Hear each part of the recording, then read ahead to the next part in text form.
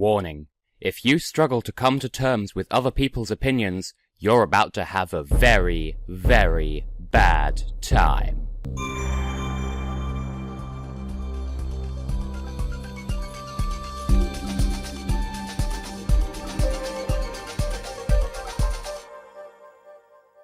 Hello everyone, I am Tessellating Hexagons. Today is the 25th day of VEDA, and it's a Monday. You know what that means? Well, apart from the fact that it's the 25th of April, and the 25th of April 2016 is a Monday, it's time for the final installment of my Eurovision Top 43 of Eurovision 2016.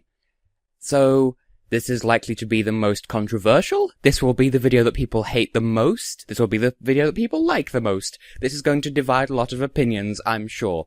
But just remember, just be nice. It's just my opinion. And, I mean, hey, you came to my channel, so if you don't like what you hear, the joke's on you, buddy. And just to repeat, I am still taking people's top 43s, which I'll combine into a mega top 43 to see who the TessHex viewership winner would be, if our votes were the votes. I'll be accepting those up to and including the 7th of May, so I can do that video on the 8th of May. So that'll be the Sunday preceding Eurovision week. So between now and that date, if you want to take part, just leave your top 43 in the comments below, and I do mean top 43. As a show of good faith to a video Anton, I would still like to include Romania in that top 43, so if you want to leave a top 43, then don't forget to include Romania in there. But that's enough about your opinions. You're here to listen to my opinions, if you can even see my hand, because the front lighting makes me so pale and I really should invest in better lighting. But wasting no more time, let's begin with my Eurovision Top 10 for 2016, shall we? In 10th place? Well, last night I had a dream that this artist went to my old high school just to do like a pre-Eurovision interview presentation kind of thing. I don't know why they'd do that, and I'd really advise that they don't as well, because that was not the nicest school. It was in a really not very nice area, and generally, the people there didn't appreciate Eurovision. But that's enough background nonsense. This dream concerned Riker from, well, Canada, but for Switzerland, singing the song The Last of Our Kind. I've liked this since the beginning. I've made no secret of this. Allow me once again to share the story of how I discovered this song, which I mentioned in the initial review because it applied then and it applies now. I saw one of those articles on some fan site saying, oh, look, here are the shortlisted expert check level finalists, not final finalists, the ones who made it to the expert check stage of the Swiss national final. And the only one that caught my eye was Riker. And I listened to her song and I thought, a little bit Sia-ish. Either this'll do really well, or I'll never listen to it ever again. And then, sometime after that, I listened to it again anyway, because, I don't know, something in my brain said, hey, go and listen to that Riker song again, and so I did. The more I listened to it, the more I grew to like it. And I'm really glad that it won, because it was the only one of the 6 finalists that actually would stand a decent shot at Eurovision, in my opinion. Plus, I mean, she's a really nice person, and she's a really great artist. Just, I advise listening to some of her other music as well. Her song Movies comes to mind immediately, not least because it was in the YSC on my other channel. Yeah, she's a great artist, and I don't understand why she's received so much flack from some parts of the fandom, because she's good. And I've heard that I don't know, she's been criticised for trying to be the next Celine Dion. It's not her fault she's Swiss-Canadian, she's just representing her country, she's celebrating her lineage. It's not her fault that she was raised in Canada. Slightly racist. In 9th place? Well, again, a little bit of a stalling backstory for this one. Just now, before I came up to record this video, I challenged my mother to identify which 10 countries are in my top 10, and she, after some struggling, she got the top 9, not in any particular order. But this was the one country that she forgot, and it took ages for her to remember who it was, who was missing from this top 10. Who had I not mentioned in the other videos, and that she hadn't already identified as being in my top 10. The answer, of course, being Lydia Isaac from Moldova, singing Falling Stars. I have no excuse for liking this one. It's just, it makes me feel really nostalgic for no reason whatsoever. But Lydia, she's a really sweet person, judging by the backstage interviews. I think she's got a better song than people will give her credit for. I don't know what it is about this song that I like so much. It's just, the way the chords resolve themselves is just so satisfying. It just sounds really nice, and it sounds like the sort of thing that my father would put on in the car when driving down the motorway, and as such, nostalgia, I guess. I hope she can absolutely slay this on the night, but I don't know. I want to believe that this will sneak into the top 10, but it's in semi-final 1, so even though whenever I predict who the top 10 qualifiers are going to be, and it's a different 10 every time, I promise, I always try to save room for Moldova. Realistically, I'm not too convinced it'll qualify, but I think she really deserves a spot in the final. I would say, oh, well, Moldova definitely won't qualify now that Romania are out, but I mean, they're in different semi-finals anyway, so wouldn't have made a difference. But give Moldova a chance, it's a really nice song. In 8th place, enough stalling, let's make some enemies. Iceland, Greta Salome, and Hear Them Calling. Yeah, it's a good song. I liked it since I heard the original version when that was first released. There isn't really much to say. I don't have any patience for people who say, oh, she's just copying Mons by interacting with the background. Oh, she's just copying Loreen by dancing in the dark. No! These people didn't invent these concepts, and besides, I firmly believe that Greta would have the same staging, the same everything, regardless of whether Loreen and Mons had even taken part in their respective Eurovisions, never mind one. Honestly, yes, I see the similarities, but that's because it's a big song being performed on a big stage. There's only so much that you can do. And frankly, it's not as if she's dancing with a plagiarized chalk boy while singing Lovers on the Sun, and it's not as if she's doing some sort of weird choking on fake snow but still getting 12 points all across the board from the jury. She's not copying anyone. She's just working with what she's got, and I think it pays off in spades for this song. Admittedly, I do have something of a fondness for the original Icelandic version, if only because that's the version that I heard first. But I do really like the way she's tweaked the song since then. She's added little bits and pieces of instrumentation that I think work really well. I do believe that Iceland are a contender for the win this year. I don't have any patience for people who say, oh no, it's been decided Russia's going to win, because this is, when I say don't just vote for Russia, give the other songs a chance, this is one of the songs that I'm thinking of, because it ticked all the right boxes. This is brilliant. One of Iceland's best. In 7th place, and receiving 4 points from me, Serbia, Goodbye Brackets Shelter, Sanja Vucic, Bazaar, Sanja Vucic. Can we just pick a name and run with it, please? Now, I did have a look at the betting odds the other day. Not for the winner, but just the more obscure betting odds. And I'm not quite sure how to describe it, because I'm not too familiar with gambling. But if you were to put money on Serbia qualifying, and they did, you'd get a very small return on it, because they are seen as the most likely to qualify from that semi-final, according to the bookmakers. And rightly so, because it's got huge appeal, it's got a relevant message, it's got a really great singer behind it, it's got a load of artistic appeal, and it's not weird. Like, there are a lot of songs this year that are good, but have that risk of falling flat because they're a little bit different. And Serbia, I'm not saying Serbia's playing it safe by any means, because they have a song about spousal abuse. They have this powerful message, this song that some people simply will not want to hear, like with Hungary in 2014. And so it's not as if they're not taking risks with this one. Stylistically, perhaps it is the most safe, but I maintain it's got a really great tune.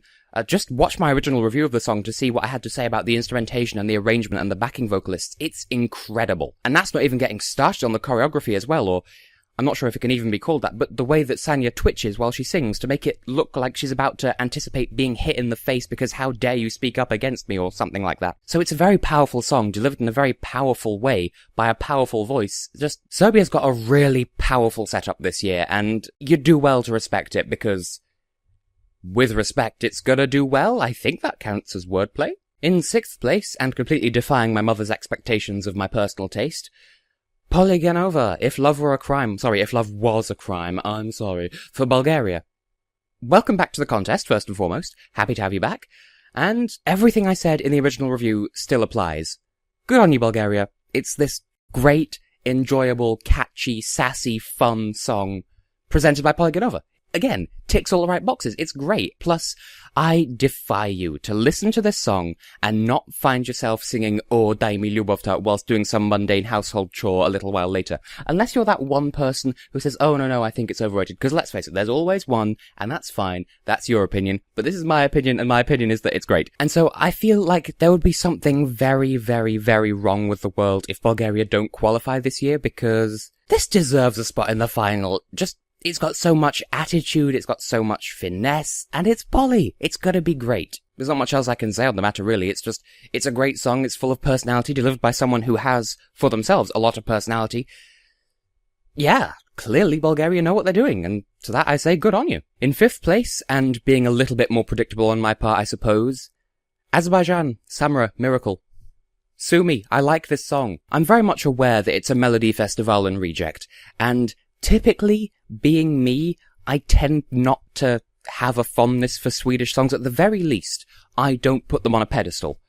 Which should go to show that, actually, I really like this song, and sincerely, that shows how good this song is, at the very least in my opinion, that despite my knowing where it's come from, I can still, in all good consciousness, say, yes, this is a song that I like. This is a song that I listen to regularly. This, again, full of sass, full of personality. The fact that it looks like the music video was filmed on a set of Not Going Out helps, but I mean, it's not a deciding factor. But nevertheless, definitely one of Azerbaijan's most normal entries to the contest, just considering they've been a little bit out there, which isn't necessarily a bad thing in the past couple of years. I expect this to bring them back into their old habits of placing really highly, and justifiably so. They've got a performer with a great personality, they've got a song that even I like, so as long as they don't do something bizarre with the staging, I can see this going really far. I mean, yes, the lyrics aren't perfect, there are a couple of weird grammar choices that could use a little bit of fine-tuning, but I mean, it's more than good enough, I like it, and it's catchy as all hell. Justified 5th place in my opinion. In 4th place now, Jamie Lee Curtis and Ghost for Germany. I love this one. And this isn't just because of Jamie Lee's visual style. I'm not going to magically award a whole load of extra points just because she and I have a common interest in that regard. But I do really like the style of her song. I do still, I respect her decision to carry over her staging from the German national final to Eurovision proper. I still think, though, that her costume clashes with the staging matches the song, but the costume matches the performer. I support her decision to wear it for the Eurovision stage. I'm not saying she should play to the lowest common denominator by any means. I just think, wouldn't some people be a bit confused? Why is this anime girl singing a legitimate indie ballad? I don't know. Some people might not get it, but I'm not saying she should dumb herself down just to accommodate those people. It's just a concern that I have. But the song itself is, again, really good, really personable. It sounds like it belongs in the charts. It's great. It's, again, one of Germany's best Eurovision entries to date. Plus, I think it would make a really great mashup with Black Smoke, but I mean, I don't have the capacity to do that sort of mashup, so someone else who's musically talented get on that. I'd like to hear how it sounds, but for the moment I'm just gonna be content to say, yep, good on you, Germany, and that's kind of all I can say. It's a good song, it needs very little introduction. In 3rd place now, and receiving my 8 points this year, Gabriela Gunčíková and I Stand for the Czech Republic. And yes, I stand for the Czech Republic. Good grief, this song is beautiful. I did hear one person slamming it as, oh, it's just a generic, boring ballad, it's gonna get swallowed up. Czech, please. That joke doesn't even work in English. Get back to America. Clearly, I don't want to insult other people's opinions, but I do feel like if you don't like this song, then you've probably missed something in there, because it's really, it's beautiful, and it has a message that's much more relevant than you might initially think. As I pointed out in the initial review, there is more to it than just a love song. It's not just her saying, oh, yeah, I like you, therefore, yay. Rather, it can be interpreted in a number of ways. Yes, it could just be her singing, oh, yes, I found the love of my life, and they are very supportive, and yes, and yay, and yum. But, as I pointed out, it could just as easily be a song of personal empowerment or of women's empowerment, because the lyrics could just as easily be applied to someone who looks up to, as I said, a female athlete, a woman of science, someone of great historical significance. And the fact that this song was released around the International Women's Day kind of time, that kind of, I don't think it was on the same day, but that's kind of what drove my thinking here. It's so applicable to a number of contexts. It's very easy to interpret the song in whichever way resonates best with you, and it doesn't do that in a way that feels cheap, like it's deliberately trying to cash in on as many different demographics as possible. It feels like it's not just a fill-in-the-blanks kind of choose-your-own-adventure song, it's just really applicable across the board, and it's done in such a beautiful way and by such a powerful voice, and if the Czech Republic doesn't qualify this year, then something I think is very wrong with the system. In 2nd place, receiving my 10 points, and also quite fittingly being my 2nd most listened to song of this year's Eurovision season, Iveta Mukuchyan and Love Wave for Armenia. Good grief, this song is an experience. I had no idea how to feel about it the first time I heard it, because I was a bit hesitant about the fact that it opens with a talking section, and the bit after she says, "You took over my heart, beat," like that 20-odd seconds of build-up, it feels like that's just there for the promotional trailer for the song, and I didn't think that would actually be in the song itself. But, in hindsight, I think it really works. I think that might throw off some people when they hear it for the first time in the semis, and inevitably the people who only tune in for the final, because it's gonna qualify. But I think it works. This song is designed to be played loud, because it's incredible. It's going to translate really well on stage. I've heard that she's got some really impressive plans for the staging. VEDA's going to blow a load of people away with this one, and justifiably so, because wow. And it's a relatively unusual topic to sing about. It's not just falling in love. It's a song about the visceral reaction of falling in love. It's about the experience of finding someone that alters you chemically. It's relatively unique, and it's really going to stand out as a consequence. Plus, I mean, there's so much power behind this song, and the slightly choiral backing vocals, and it's just, okay, the lyrics aren't perfect. There are, again, some weirdnesses in there, but overall, it is incredible. I cannot sing the praises of this one highly enough. However, it is only my second place, and if you've been following from the very beginning, then you'll know that this year my 12 points belong wholly, completely and entirely to the masterful Nina Kraljic from Croatia singing Lighthouse for this year's Eurovision. Zagreb 2017, that's all I have to say. There is absolutely nothing I can legitimately fault her song on this year. I've heard her live performances, she's got great charisma, great stage presence, a great live vocal power. She's got a brilliant song, her song has great atmosphere, it's got a good message, it's got great lyrics, she's a nice person in person, the list goes on. This is perhaps one of my favourite Eurovision entries of all time. And once again, if it doesn't qualify, if it doesn't make it into the top 10 at a minimum in the final, then, well, I don't know what to say, because this is an incredible song. It's brilliant, it's amazing, I cannot gush over it enough. And it's nice to see that a lot of people agree with me. I'm a little bit salty that it's not doing very well at all in the OJE poll, but that said, I don't hold the OJE in very high regard at all. So that aside, Croatia, coming back to the contest in one hell of a bang. I expect big things here. I just hope that her live staging isn't as weird as the music video, because the music video worked, but I don't want her to alienate potential viewers by doing the crazy makeup and, like, looking kind of like Sigritha Aron Þurþiksdóttir's backing dancers in the Icelandic national final this year. So as long as she plays this one, not safely, but just as long as she doesn't push too hard and make it seem too weird, I think this stands a legitimate shot at winning. As it should. It's great. I still remember listening to the radio broadcast when they announced this song, and it was just as simple as, it's 11 o'clock, and now our Eurovision song, and they just played it, and I was swept away, partly by the sheer just suddenness of it, but it's an incredible song. I loved it. I could not wait to hear it again as soon as the song finished. I'm just like, okay, I must listen to this again. It's almost like what I experienced with Rhythm Inside for Belgium last year, but even more intensely, because with Rhythm Inside, I was listening to the radio broadcast when they were premiering it, and I listened to it and I thought, yep, this is going to do well. And so I'm hoping that that's an indication that Croatia's going to come at least fourth this year, but, well, I can hope, because just, wow. As I've said, this year is a really strong year. As I've said, everyone from at least halfway up this top 43, if not even more than that, are really close, and I could put them in almost any order, but I want to say that not even the rest of the top 10 could hold a candle to how much I like the Croatian entry this year. Just, wow.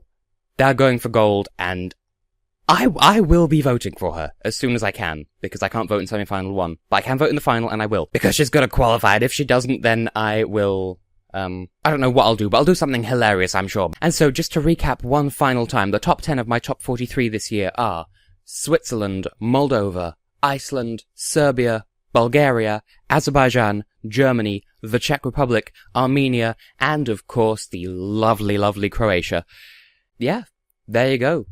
I'm surprised if you didn't see that last one coming, but that's my opinion for this year. That's my top 43. As I said, if you don't agree with it, fine, just don't be rude about it. And you have until the 7th of May to share with me your own personal top 43s in the comments. As I said, don't forget to include Romania, because I will be including Romania in the final rankings. But there we go.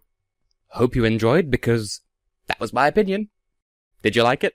Probably not, because the Eurovision fandom is full of people who just can't stand it when other people express opinions that are different from their own. But nevertheless, I have been, and will continue to be, Tessellating Hexagons, and I'll see you in whichever video of mine you happen to choose to watch next, you lovely, lovely people. See you then.